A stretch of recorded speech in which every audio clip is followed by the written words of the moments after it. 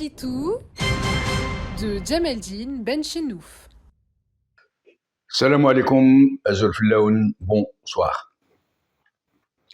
De partout dans le monde, venant des dirigeants, des formations politiques, des syndicats, des militants, des universités, des penseurs et de toute la planète progressiste, un seul mot a fusé pour saluer la victoire de la gauche sur l'extrême droite en France.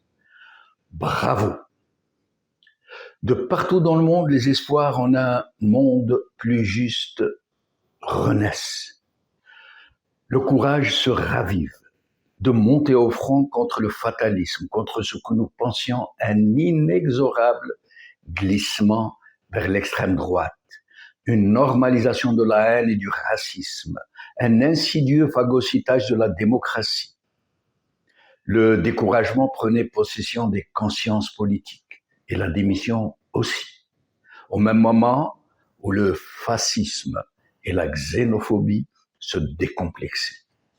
Les débats de fond sur les grandes problématiques pour en comprendre les causes profondes et les vrais enjeux n'étaient plus envisageables dans une atmosphère de simplification et de stigmatisation des plus faibles, de ceux-là même que l'ordre mondial avait chassés de leurs terres pour les disséminer sur les routes de l'exil à la recherche d'un mythique Eldorado occidental.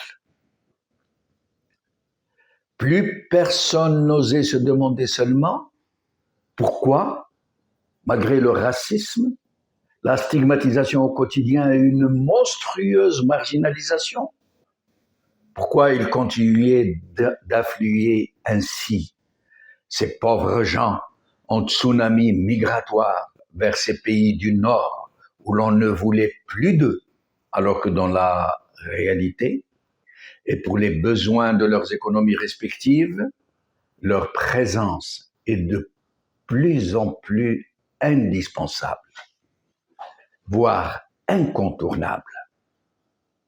La régularisation de près d'un demi-million d'immigrés clandestins en Italie, par le mouvement d'extrême droite qui venait juste d'être porté au pouvoir, montre ô combien il y a de la marge entre le fantasme et l'inévitable réalité. Mais la bien-pensance occidentale était désormais gravée dans le marbre. Sa religion était faite. On continuait à soutenir les potentats du Sud, des despotes mafiocrates contre leur propre peuple, en échange de tout ce qu'ils consentaient de pillage des richesses de leur peuple respectif à un Occident vorace qui les dépouille de leur propre avenir, dans le même temps qu'il leur vole leurs rêves et leurs ressources humaines formées au prix d'énormes sacrifices.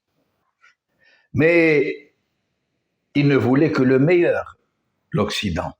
Il ne voulait que le plus utile. Et si ça ne tenait qu'à lui, il n'aurait pas accordé la possibilité du regroupement familial, comme le revendique justement l'extrême droite, qui a réussi au-delà de toute morale à faire croire à de très larges couches populaires, les plus défavorisées, que tous leurs problèmes venaient de ces damnés de la terre.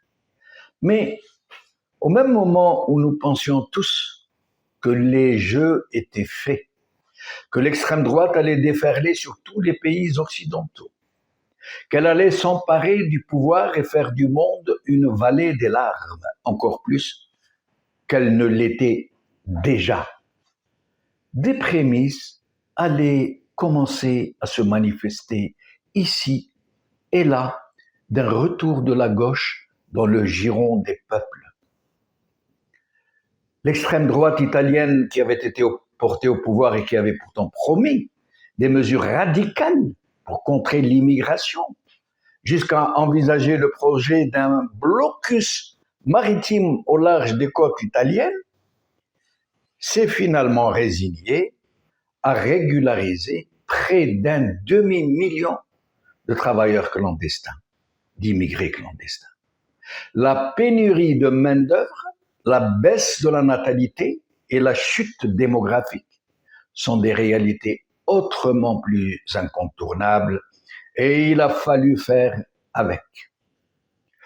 Au Royaume-Uni, lors des toutes récentes législatives, les travaillistes remportent une victoire historique sur les conservateurs qu'ils ont délogés après 14 années de large suprématie. Puis, suprême surprise, et alors que le monde entier retenait son souffle, et que dans toutes ces composantes idéologiques, il ne se faisait presque plus de doute sur la victoire de l'extrême droite française, voici qu'un front populaire, issu de diverses formations de gauche, né d'un cri de ralliement, l'emporte de façon magistrale, même si malheureusement il n'a pu obtenir la majorité absolue, et même si la conformation politique de la nouvelle Assemblée va poser problème pour la désignation d'un nouveau gouvernement.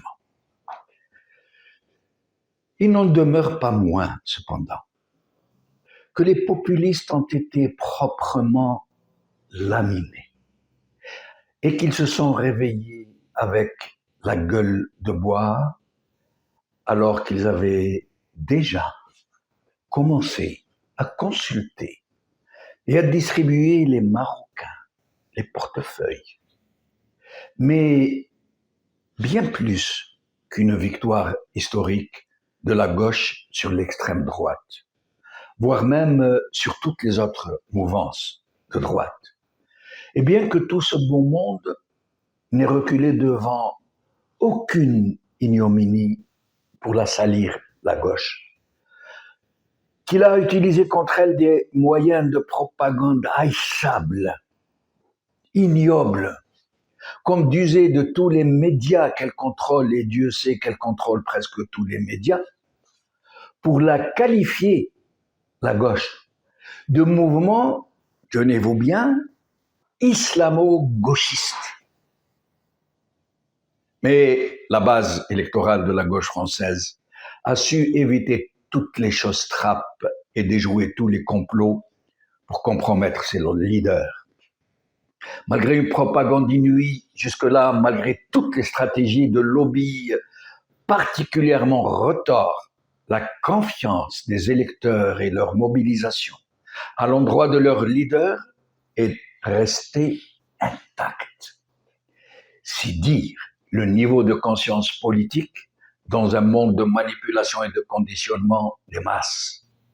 Le peuple français, celui qui a su rester fidèle à ses professions de foi républicaine et humaniste, a été au rendez-vous de l'histoire.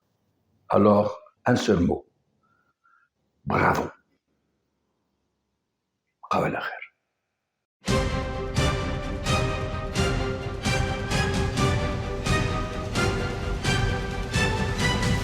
L'édito de Djemeldine Benchenouf.